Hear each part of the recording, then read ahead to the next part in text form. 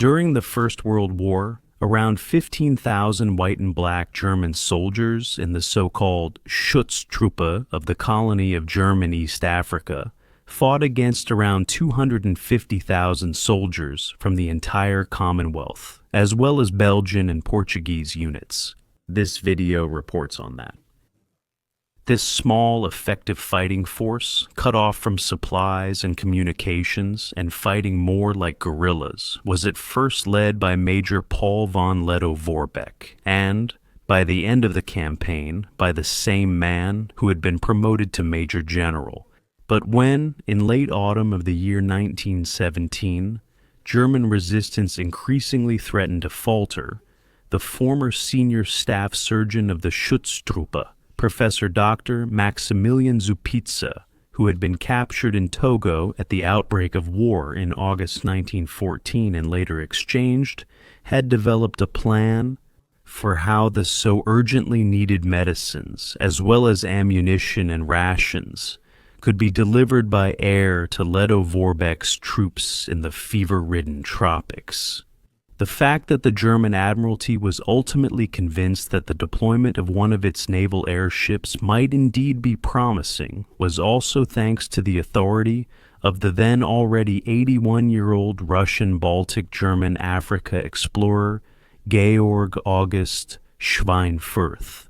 Once the decision had been taken, the airship LZ-104, then under construction at the Staken shipyard, and given the tactical designation L-59, was lengthened by 30 meters and equipped with 5 particularly powerful Maybach engines. In contrast to the non-rigid airships mostly seen today, the so-called blimps, airships with a complete skeleton of girders and struts, are called Zeppelins.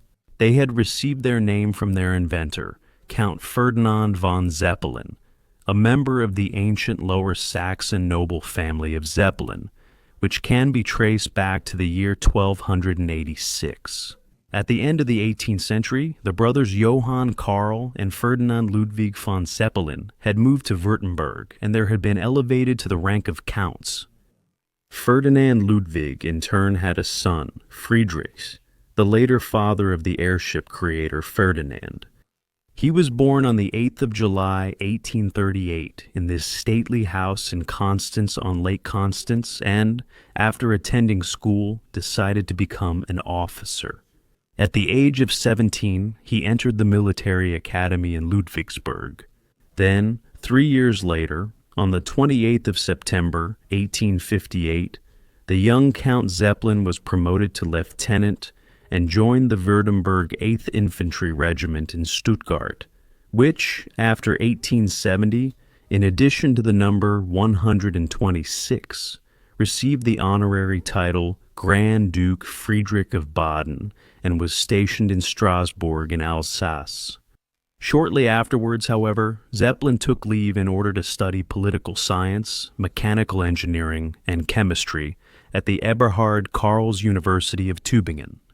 But because of the looming Austro-Italian conflict, the Second Italian War of Independence, which broke out in 1859, also called the Sardinian War, against the Austrian Empire, in which the Württemberg contingent in the Federal Army of the German Confederation was also mobilized. He was recalled to service a year later and transferred to the Engineer Corps, the predecessor of the Pioneer Troops. On the 22nd of September, 1862, Zeppelin was promoted to first lieutenant in order to serve from May to November 1863 during the American Civil War as an observer with the Army of the Potomac of the Northern States. Here is the Army's general staff. This war, which lasted from 1861 to 1865 between the secessionist South and the Northern States, is, with more than 520,000 dead, the costliest war in the history of the United States of America. But with the Army of the Potomac, Zeppelin also witnessed the military use of balloons. In addition, he took part in a balloon ascent that left a deep impression on the young German officer. After Zeppelin's return from America, King Karl of Württemberg promoted him in 1865 to the rank of captain and appointed him his personal aide-de-camp. In this function, Zeppelin took part, with the Württemberg troops fighting on Austria's side, in the main campaign, as the operations of the Prussian main army between the 1st and the 27th of July, 1866 in the Austro-Prussian War are called.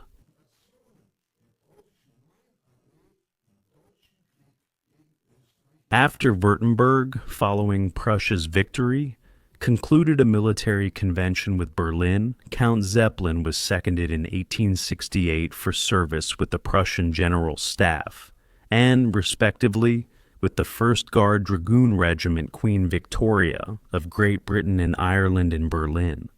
There, on the 7th of August 1869, he married Isabella Baroness von Wolf Alt-Schwanenberg, and in 1879 their daughter Helene was born.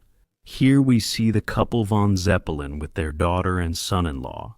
When France declared war on Prussia on the 19th of July, 1870, and, contrary to France's expectation, the South German states of Hesse, Baden, Württemberg, and Bavaria sided with Prussia, Count von Zeppelin too took part in the campaign against France as a general staff officer of the Württemberg Cavalry Brigade. In the process, he became known through a particular incident. In order to determine the position and direction of march of the First Army of the French field, Marshal Patrice McMahon, which was deployed near Strasbourg, he set out on the morning of the 24th of June with 4 officers and 8 soldiers on a reconnaissance ride through the adjoining Alsace region. While the first day had passed off lightly, Zeppelin's detachment was, on the next day, intercepted by French troops at Schirlenhof, near Gundershofen, and embroiled in a skirmish. In it, a French officer was killed, as was the 27-year-old German lieutenant in the 3rd Baden Dragoon Regiment, William Herbert Winslow, the first German casualty in the victorious campaign of 1870 to 1871. Here is the memorial to Winslow. Apart from Zeppelin, who managed to escape, all other German soldiers were taken prisoner at the time. But on the basis of the reconnaissance results he reported after reaching the German lines, the German High Command decided to cross the border on the 4th of August and attack Wissembourg. In 1871, after the conclusion of peace, Zeppelin came to Strasbourg to the Schleswig-Holstein Ulan Regiment No. 15. In 1874, he was posted, with the rank of major, to the Dragoon Regiment King, 2nd Württemberg, No. 26 in Ulm, and, in 1882, finally as commander to the 1st Württemberg Ulan Regiment No. 19, King Karl, where he was promoted to colonel in 1884.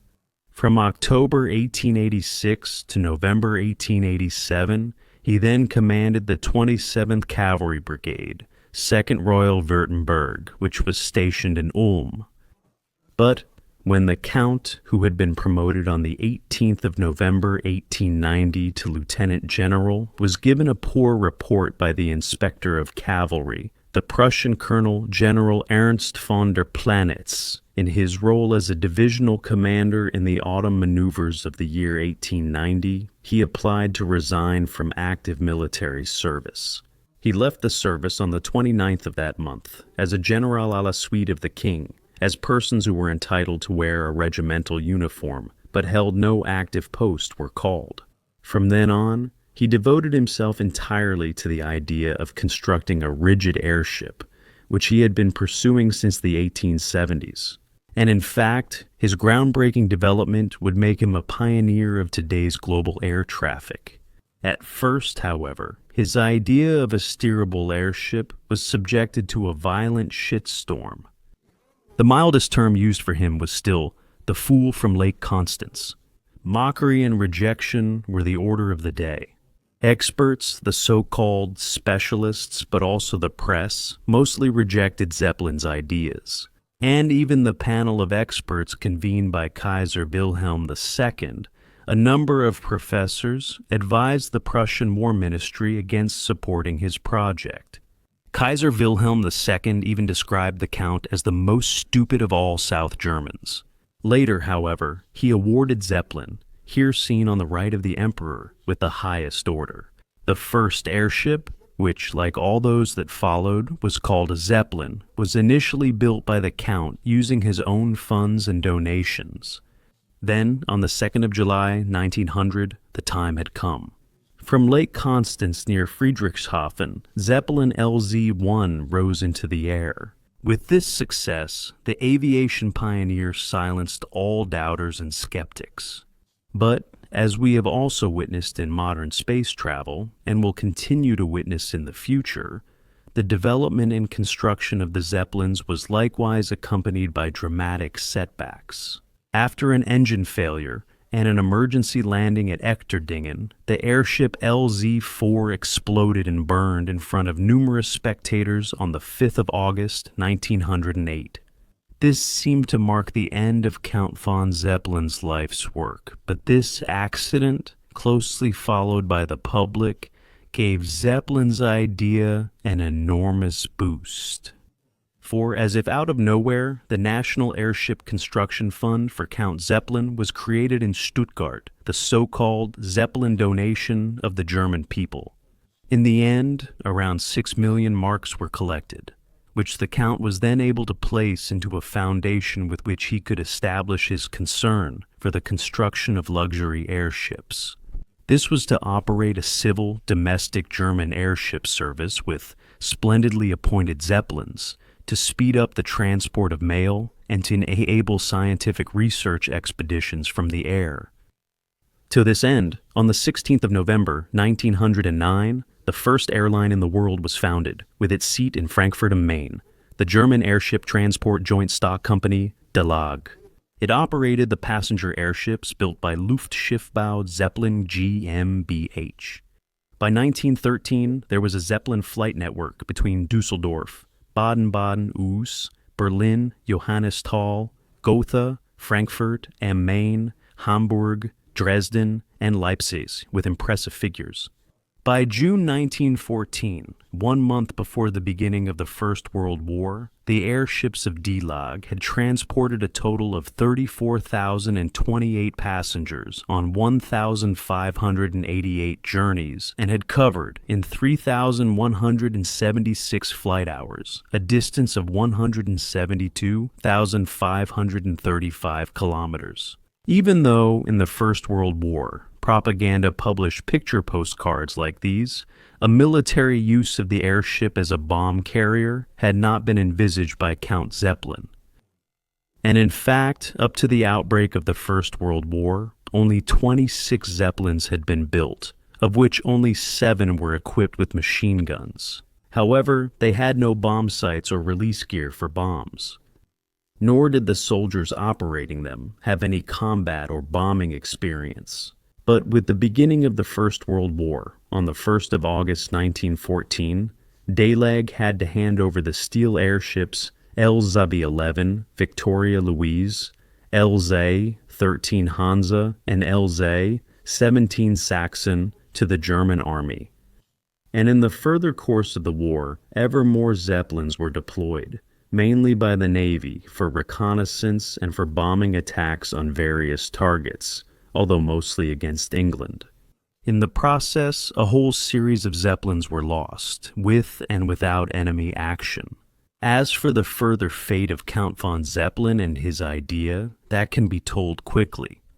In the last 1.5 decades of his life, the man who had been appointed General of Cavalry on the 5th of December, 1905, received the highest of honors. On the 8th of March, 1917, Ferdinand Count von Zeppelin died in Berlin at almost 79 years of age. The solemn military funeral took place in Stuttgart. His work was then continued by his former critic, Dr. Hugo Eckener, pictured on the left, who had been director of the German Airship Transport Joint Stock Company DeLAG since 1912. Over time, he became a strong advocate of the Zeppelin idea. When the German Empire lost the First World War in November 1918, the giant airship Graf Zeppelin and, in 1931, the equally large Zeppelin Hindenburg were built 10 years later on Eckener's initiative and became world famous through their journeys around the globe. Here is a comparison of the Hindenburg's size with the aircraft of our time. In red, you can see the outline of the Airbus A380. The end of the Zeppelins was heralded when, on the 6th of May, 1937, Hindenburg burst into flames upon landing at Lakehurst near New York for reasons that remain unclear to this day, killing 36 people. After that, the operation of Zeppelins was no longer authorized in Germany, especially since the United States, for strategic reasons, had banned the sale of non-flammable helium, and continued use with highly flammable hydrogen could no longer be accepted because of the risks. Now, however, let us go back 20 years to the 25th of October, 1917, when the airship L-59, mentioned by me at the beginning, was commissioned. The commanding officer was Lieutenant Commander Ludwig Bockholt. He had joined the Imperial Navy in 1903 and had been with the naval airships since October 1916, where he had commanded 3 Zeppelins in succession before taking over L-59 on the 3rd of November 1917. Lieutenant Commander Bockholt became widely known to the general public when, on the 23rd of April 1917, with LZ-66, tactical number L-23, he captured the Norwegian 3-masted bark Royal off Horns Rev in the North Sea and had her brought to Cuxhaven as a prize. This picture shows, in contrast to the previous one, the correct type of airship. It is unique in history that an airship captured a ship at sea. Lieutenant Commander Bockholt was now entrusted with the so-called China mission, as his planned war voyage to support the East Africa troops was euphemistically described for reasons of secrecy. After all work had been completed, the airship reached, after a journey of 28 hours on the 4th of November, the German Zeppelin base Jambol, the southernmost military airship harbor of the German army in Allied Bulgaria. Jambol was at that time used for reconnaissance and bombing flights against Romania, Russia, the Sudan, and British Malta. On board was a cargo equivalent to 4 railway wagons, a total of 50 tons, including ammunition, machine guns, medical dressings and medicines, petrol, oil, water, and foodstuffs. Since it was assumed that there would be no fuel left for the return journey after supplying the German troops in Africa, it was planned from the outset that everything on the Zeppelin that could be reused would be used by Lettow-Vorbeck's airship army, such as tents and gauze bandages from the outer covering and stretcher frames, barrack structures or radio masts made from the aluminium framework. The first attempt to take off on the 13th of November 17 was canceled because of winds that were too strong, and the second attempt on the 16th of November, after a journey time of 22 hours, also ended with a return to the Balkan base at Jambol because of friendly fire from uninformed Ottoman troops and because of unfavorable weather conditions. Then, however, on the 21st of November at 8:30 in the morning, they set off. On board L-59, besides Professor Zupitza, was also the already mentioned later successor of Count von Zeppelin, Dr. Hugo Eckener. It was assumed that Vorbeck was in the Makund Highlands in East Africa, avoiding the Black Sea and setting a course for Adrianople. Today Ederne, L-59, flew along the old military road of the Roman legions on to Constantinople, today Istanbul. It then proceeded at an altitude of 1,000 meters, protected by a fighter squadron of the German Air Detachment from Smyrna, today Izmir, over Crete in the Mediterranean to the African coast, then across the Libyan desert to the Sudan. Around midday, the forward engine failed for a time. Beyond that, the almost unbearable heat caused gas losses in the Zeppelin, which, in combination with heavy gusts of wind, made L-59 pitch so violently that many of the crew members became seasick with everything that entails.